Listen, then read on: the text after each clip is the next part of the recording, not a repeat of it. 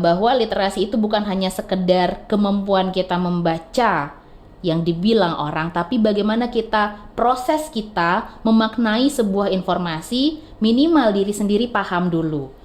Dari tahun itu sampai sekarang, kalau Ayu melihat perkembangan literasi bagaimana sih di dunia kita? Apakah ada peningkatan atau bagaimana?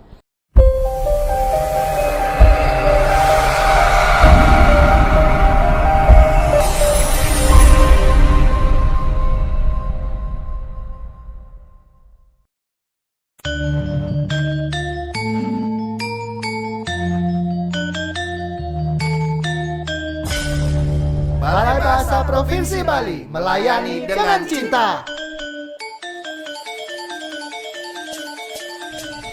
Salam bahasa, sahabat bahasa di mana saja sahabat bahasa berada. Senang sekali saya Nyoman Sutrisna dapat kembali hadir menemani sahabat bahasa dalam program Bincang Bahasa dan Sastra, sebuah program yang digagas oleh Balai Bahasa Provinsi Bali untuk menyampaikan informasi kebahasaan dan kesastraan kepada masyarakat. Sahabat bahasa, Bincang Bahasa dan Sastra kali ini, topik yang akan kami bahas adalah budaya literasi dalam lingkungan sekolah dasar. Untuk membahas topik ini, kami sudah mengundang praktisi literasi yang sudah berkecimpung di dunia literasi lama. Beliau adalah Niluh Ayu Nitya Laksmi. Mungkin sahabat bahasa sudah mengetahui Ibu Ayu, namun saya sedikit menyampaikan Ibu Ayu ini siapa. Beliau adalah guru di SD 1 Dajan Peken.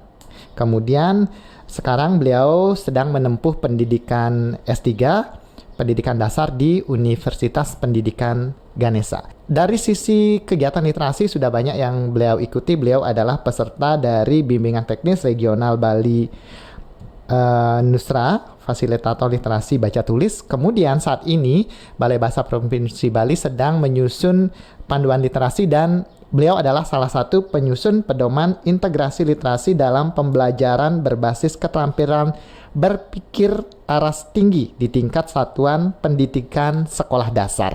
Begitu ya Bu Ayu ya? Betul sekali Pak Nyoman. Jadi panjang sekali. Panjang. Makanya kami singkat dengan kata KBAT. Oh, KBAT? Iya. Apa itu? Keterampilan berpikir aras tinggi. Iya. Oke. Saya manggil Ayu saja ya. Boleh, ya, tidak boleh, dengan Pak kata ibu ya. Iya. Karena saya sudah mengenal Ayu lama. Okay. Sudah di dunia literasi juga sudah lama. Betul sekali. Ya, baik ya. Gimana kabarnya? Luar biasa, sehat. Hari ini baru selesai melakukan rapat penyusunan pedoman ya? Iya, betul. FGD atau DKT di Denpasar. Dan sudah menghasilkan panduannya? Sudah jadi? Sudah hampir jadi.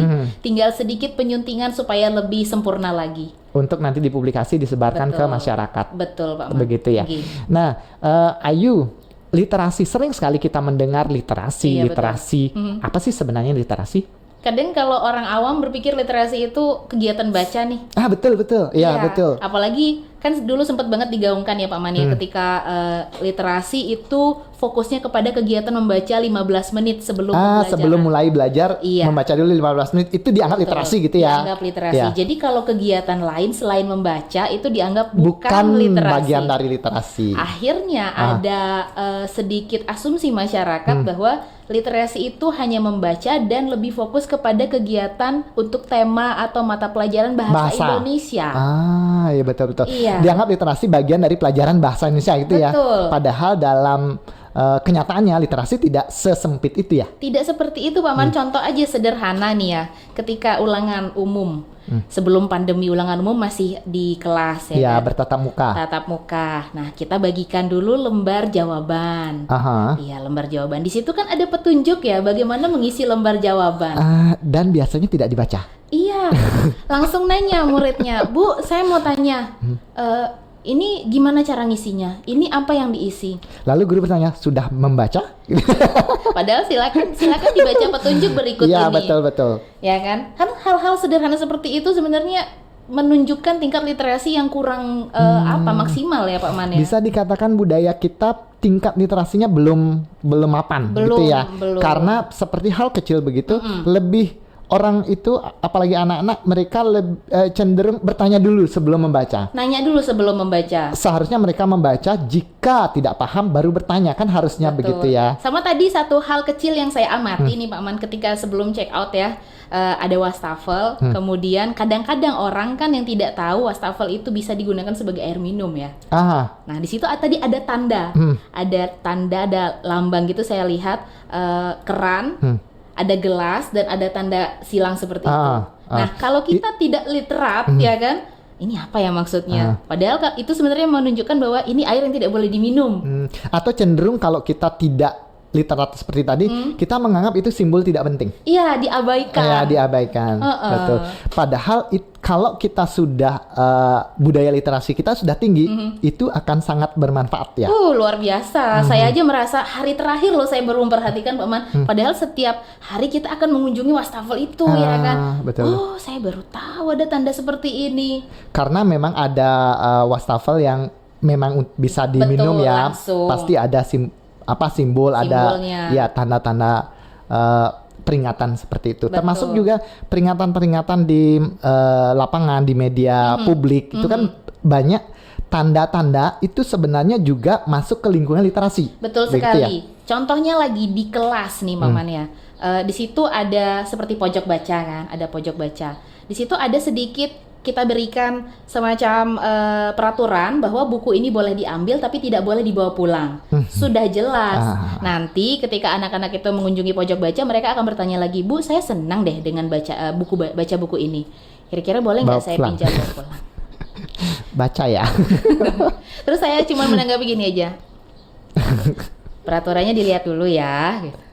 Nah, sama juga di perpustakaan. Kan banyak perpustakaan itu bentuk pelayanannya adalah selesai membaca, si pembaca itu tidak mengembalikan ke tempatnya. Biarkan di atas meja karena akan ditata ulang oleh si petugas perpustakaan. Kadang-kadang sudah ada peringatan besar itu, peringatan tulisan seperti itu, tapi tetap aja ada orang selesai membaca. Maksudnya sih baik gitu ya, membantu, tetapi tidak pada tempatnya. Nah, itu juga karena budaya literasi itu. Betul sekali, karena mungkin begini ya Pak Man ya, cenderung budaya literasi itu tidak dianggap sebagai suatu hal yang perlu dilakukan secara konsisten.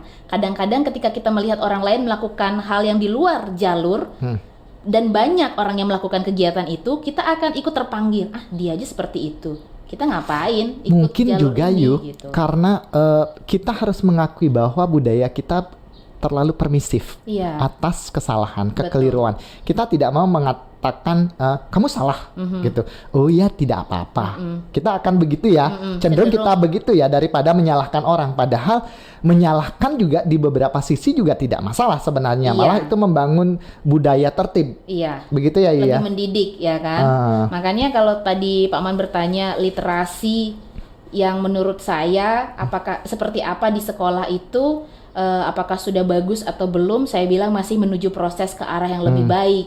Apalagi dengan kegiatan belajar offline seperti sekarang, online seperti sekarang, betul, online di rumah, interaksi guru dengan siswa lebih jarang ya kan Pak Man. Nah, guru akan lebih banyak punya waktu di media sosial untuk mengedukasi. Jadi ada unsur apa ya istilahnya, interaksi langsung itu biasanya lebih bermakna. Iya, betul. Kalau dia lewat medsos, mereka akan menimbulkan lebih banyak asumsi dan persepsi yang berbeda. Betul. Iya. Karena saat kita berinteraksi bersemuka begini, kita melihat ekspresi orang. Saat mengatakan sebuah kalimat, itu bergantung pada ekspresinya. Kalau ekspresinya marah, walaupun kalimatnya sebenarnya tidak marah begitu, si lawan bicara kita itu kan paham, oh dia sedang marah. Tapi kalau di media sosial, itu kan rasa itu yang kita tidak dapat. Tetapi itu kembali lagi pintar-pintarnya kita bagaimana menggunakan media sosial itu supaya apa yang kita mau sampaikan tersampaikan kepada yang membaca gitu kan ya. Iya. Baik, sekarang kita balik ke literasi tadi. Literasi itu seperti itu, tidak sesempit hanya membaca gitu ya. Literasi itu banyak hal. Nah, saya pernah mendengar ada literasi baca tulis, kemudian ada yang berkembang sekarang ini literasi digital. Literasi digital. Betul. Dimensi literasi itu ada apa saja sih? Seperti yang tadi Pak Man bilang bahwa literasi itu dasarnya sendiri ya, atau lebih ke tingkatan jadinya. Pertama sekali adalah baca tulis. Itu dasarnya ya, itu yang Dasarnya, ya betul. betul. Jadi dari literasi baca tulis itu nantinya akan berkembang ke literasi numerasi. Karena dalam baca tulis itu ada bagian numerasinya di sana ya.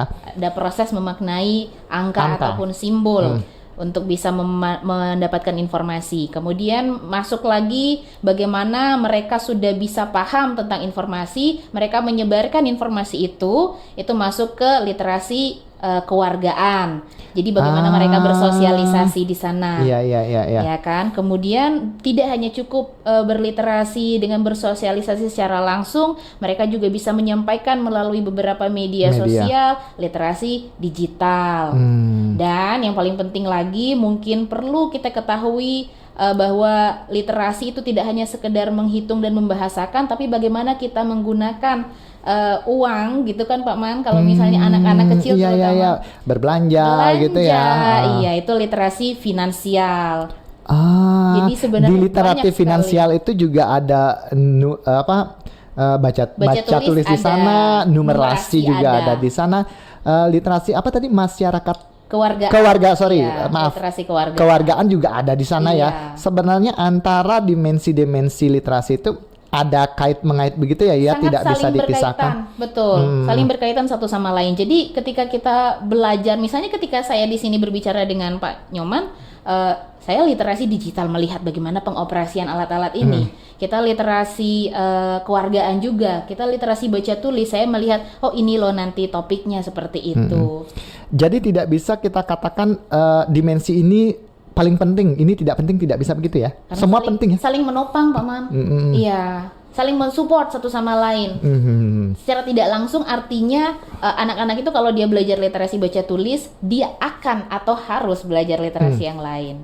Nah, tadi Ayu mengatakan bahwa yang bisa dikatakan sebagai literasi dasar itu yang baca tulis itu. Itu mengapa kita dengan anak-anak itu yang biasanya kita ajarkan pertama kali ya, membaca dan menulis. Setelah itu bagaimana mereka menerapkan di lingkungan mereka.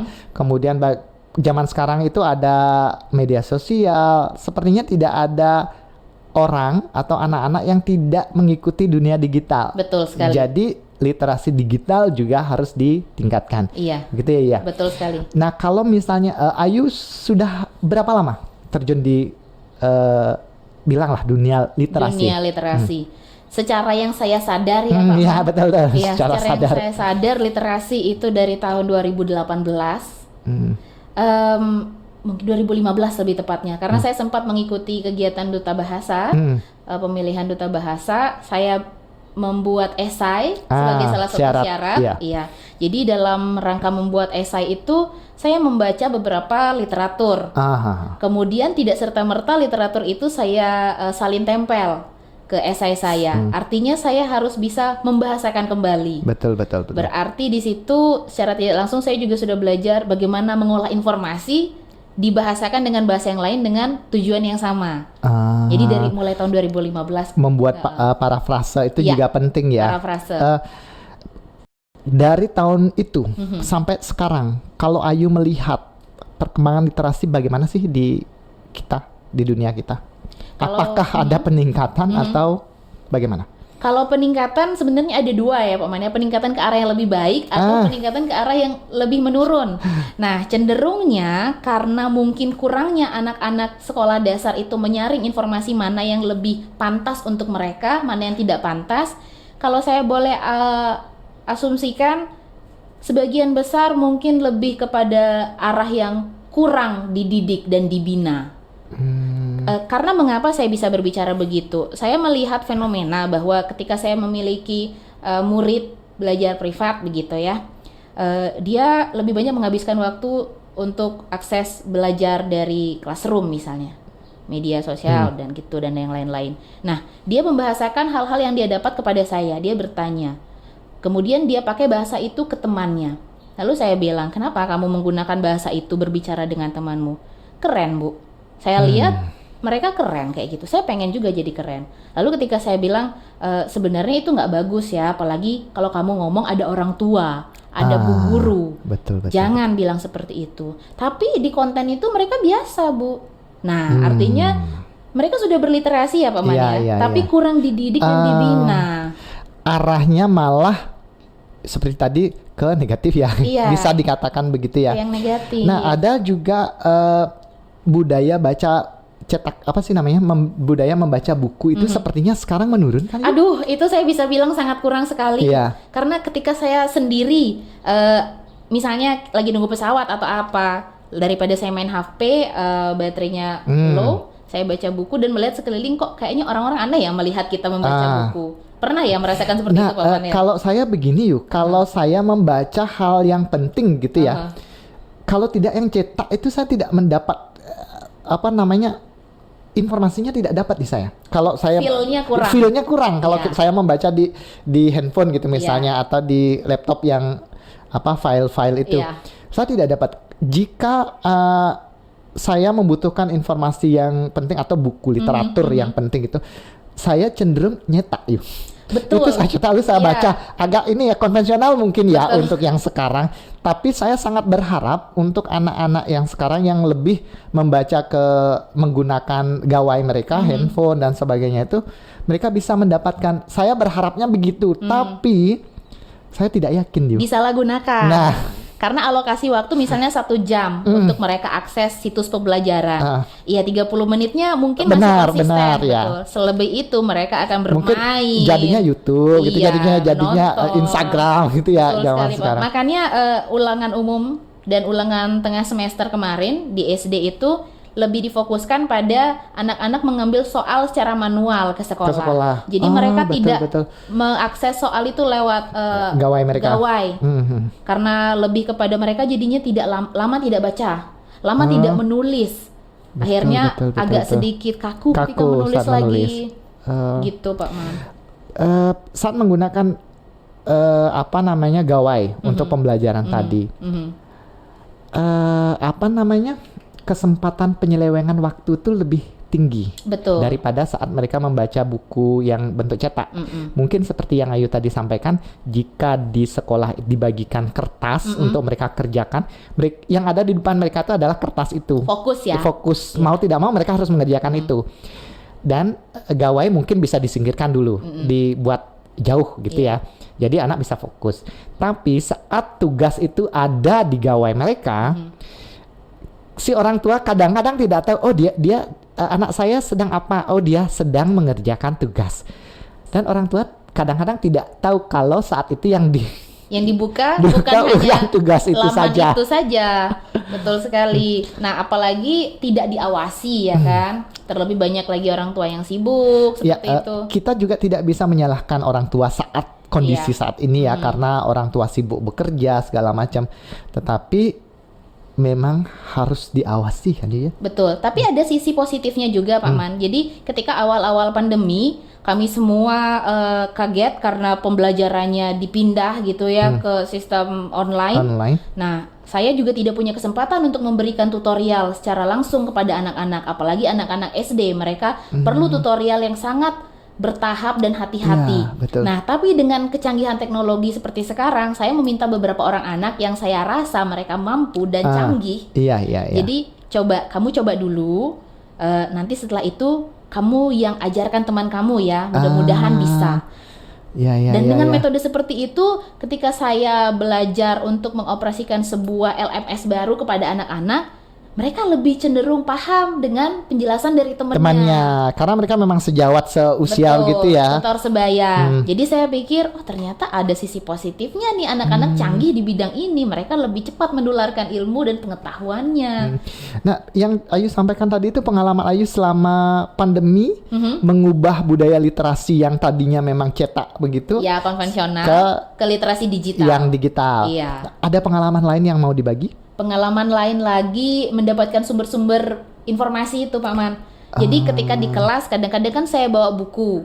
Anak-anak nanti bisa cari materi di LKS ini atau buku ini, atau kadang saya ngambil di perpustakaan. Ini ada ensiklopedia seperti ini. Mereka akan rame-rame ke sana. Nah, ketika rame-rame itu bukunya terbatas. Tapi mereka ingin membaca. Akhirnya ya namanya juga anak-anak ya Pak Man ya.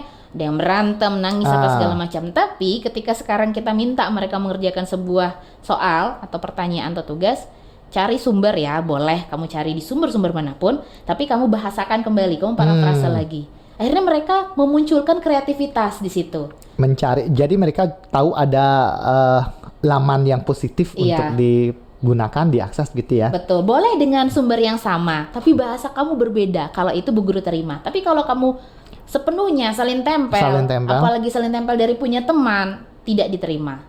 Seperti jadi meningkatkan kreativitas itu sisi positif yang kedua selain mereka lebih cepat mengerti dengan penggunaan teman-temannya mengajarkan tentang literasi digital itu, Pak Man. Begitu.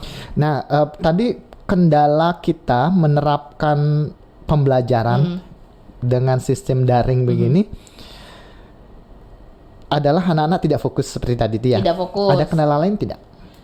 Selain tidak fokus, mungkin kendalanya itu mereka lebih kepada tidak paham karena tidak ada yang mereka ajak berdiskusi secara langsung.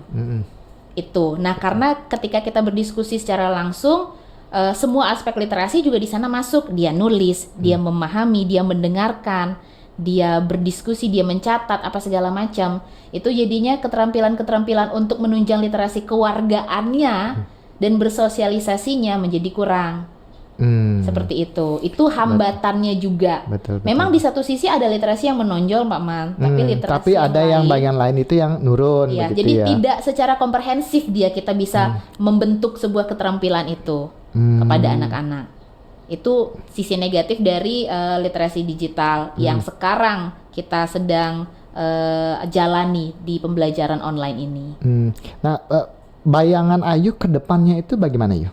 Bayangan Ayu dengan sistem pembelajaran begini, apakah sistem pembelajaran jarak jauh begini akan tetap dilaksanakan atau gimana? Menurut pandangan Ayu? Kalau menurut saya lebih baik itu lebih kepada yang flip classroom ya, Pak Man ya. Jadi anak-anak memang kalau situasinya masih seperti sekarang, anak-anak memang datang ke sekolah, tapi mereka kita kasihkan bahan dulu, kemudian mereka baca sesuai dengan pemahamannya masing-masing karena tiap anak itu punya pemahaman yang beda. Ya, betul.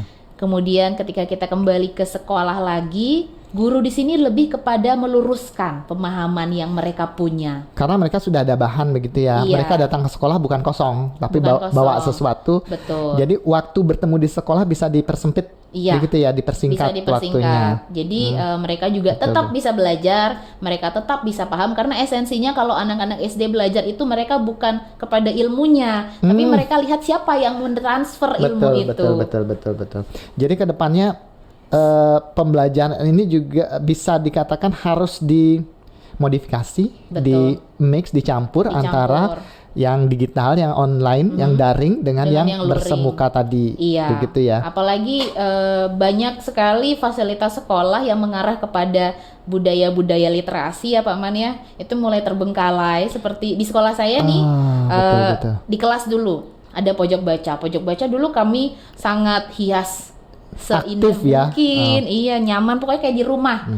Ada karpetnya apa segala macam, buku-bukunya juga mereka bisa pilih itu di kelas. Kemudian di sekolah kita punya pohon baca yang rindang, tempat mereka membaca ya. Iya, kantin baca. Jadi sambil nunggu ngantre ada buku yang dibaca. Ada buku, ada tempat duduknya khusus begitu. Kemudian sambil nunggu jemputan juga mereka kan dekat pos satpam. Kami sediakan beberapa majalah ya, jangan yang berat-berat gitu. Kayak majalah Bobo misalnya gitu. Jadi mereka nunggunya karena waktu itu kan belum boleh bawa gawai. Sambil gitu. Jadi mereka nggak main sana kemari gitu. Dan sekarang di masa pandemi ini semuanya jadi budaya itu menjadi terlupakan. Yang tadinya sudah kita membangun sebuah budaya itu kan susah kan, membangun kebiasaan itu susah. Kebiasaan sudah jalan, ternyata ada pandemi begini, ulang lagi. Mungkin nanti akan ngulang lagi untuk membudayakan itu. Termasuk keterampilan-keterampilan mereka, karena dulu biasanya setiap pagi kami punya kegiatan namanya pendidikan penguatan karakter. Di situ kami menyuruh anak-anak untuk kamu baca ya di rumah. Nanti besok kamu akan membagikan apa yang kamu baca dengan teman-teman di depan. Itu kan sebuah kebanggaan bagi mereka ya. Betul. Jadi ada yang bertanya dengan cerita yang mereka sampaikan atau informasi yang mereka sampaikan itu, mereka merasa, saya pinter loh, diapresiasi. Betul. Sekarang mereka akan memulai lagi seperti yang Pak Man bilang, belajar untuk berbicara di depan orang. keterampilan literasinya juga Iya, di situ. betul. Memang sih agak susah kalau pandemi. Kita tidak bisa menyalahkan siapa-siapa Kak, karena situasinya sudah begini. Iya. Sekarang pintar-pintarnya kita bagaimana menyikapi sebuah pandemi ini gitu ya. Tapi itu ada teknisnya sekarang Pak Man. Saya ubah strateginya. Jadi ketika dulu di depan langsung, sekarang saya minta kamu coba menceritakan lagi, kamu unggah di medsos kamu tandai teman-teman kamu. Iya, di tag temannya Iya, begitu ya. jadi dia dapat akses di medsosnya, dapat nilai Ilmu dari dapat. gurunya dapat, ya keterampilannya juga tetap terjaga, pengetahuannya juga semakin meningkat. Iya, sangat setuju, saya sangat setuju. Iya. Nah, karena budaya menulis itu, karena sekarang kan zamannya zaman media sosial gitu ya. Budaya menulis positif itu bisa kita terapkan saat kita menulis takarir, menulis caption gitu Betul, ya. menulis caption. Itu walaupun hal kecil ya, itu pembiasaan kita menulis hal yang positif, yang baik di sana. Betul ya? Iya. Saya pernah membuat ajang seperti itu, Pak Man, ya kecil-kecilan di tingkat kelas saya Iya. sendiri dalam rangka Hari Buku. Buku apa yang kamu baca? Iya, Kamu ceritakan kamu sedikit? posting, iya, iya, dengan iya, buku iya. itu.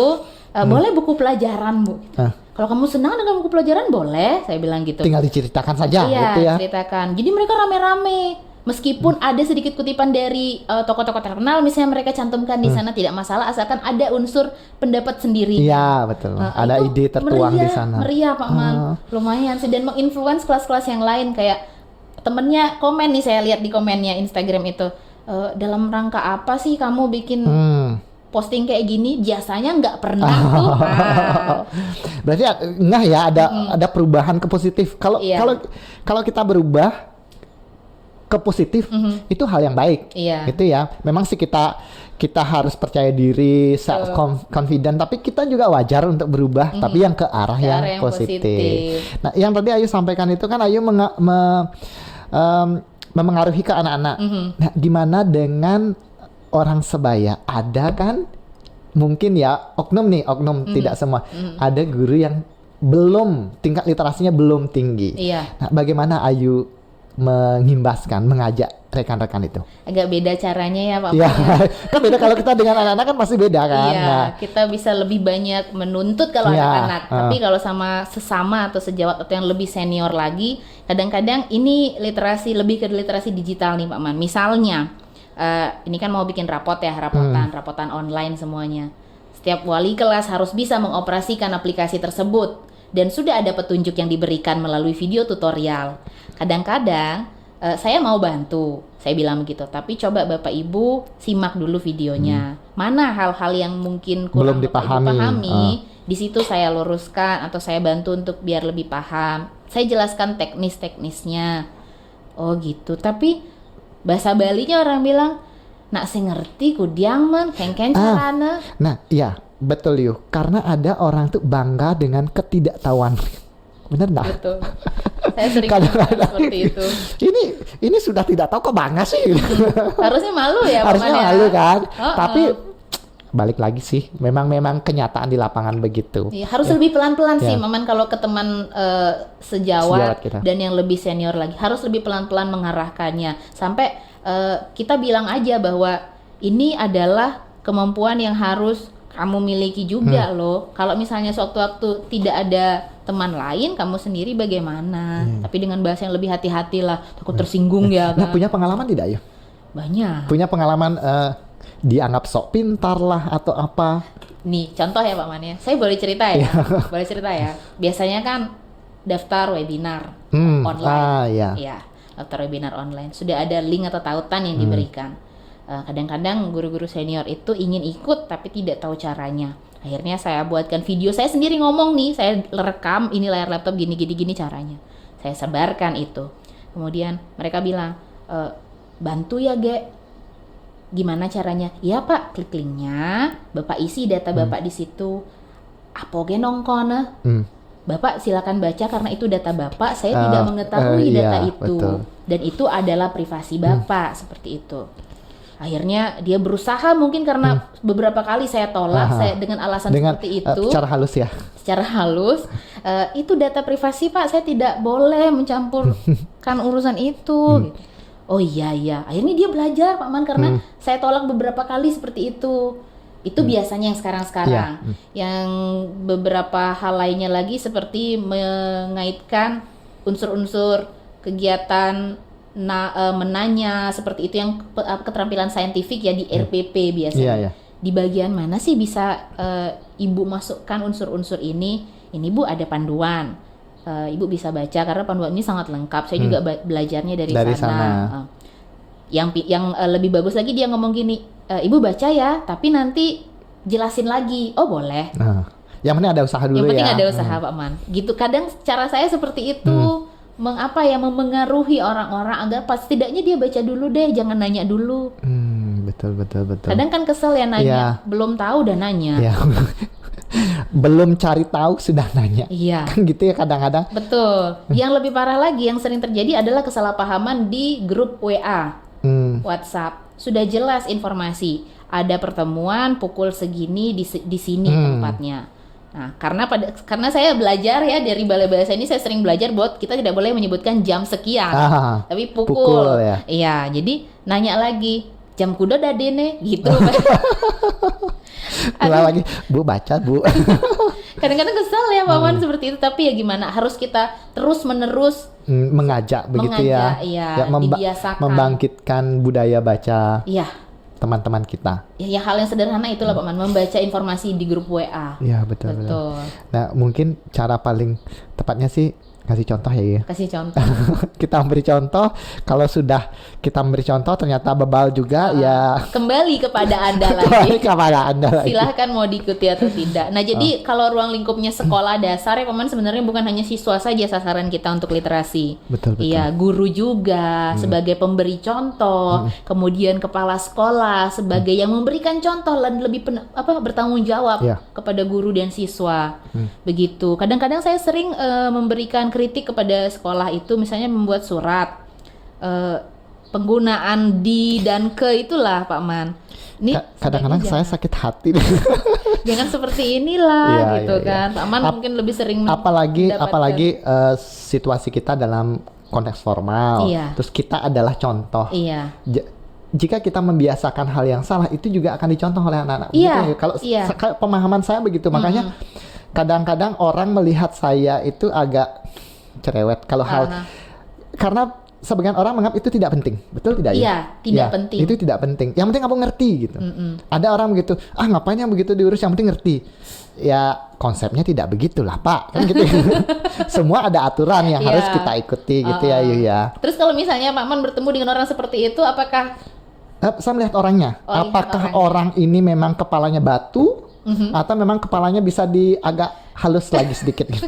Kalau sudah kepalanya itu ya terserah lah. Udahlah ya gitu. Kita urus yang lain saja. Gitu. Daripada kita sakit hati, saya pernah dicaci loh Yu. Oh begitu. Ya karena saya pernah dikatakan sok pintar. Gitu. Saya pun sadar dengan adanya kaidah bahasa itu karena saya masuk di Balai Bahasa ini. Kalau dulu saya latar belakang saya bahasa Inggris gitu. Saya tidak terlalu memperhatikan bahasa Indonesia. Saya tidak terlalu sadar bahwa bahasa Indonesia itu ada aturannya. Tapi setelah masuk ke sini, ternyata saya tahu bahwa bahasa Indonesia itu ada aturan yang harus kita ikuti, dan saya melihat itu tidak diikuti oleh beberapa rekan kita ya secara tidak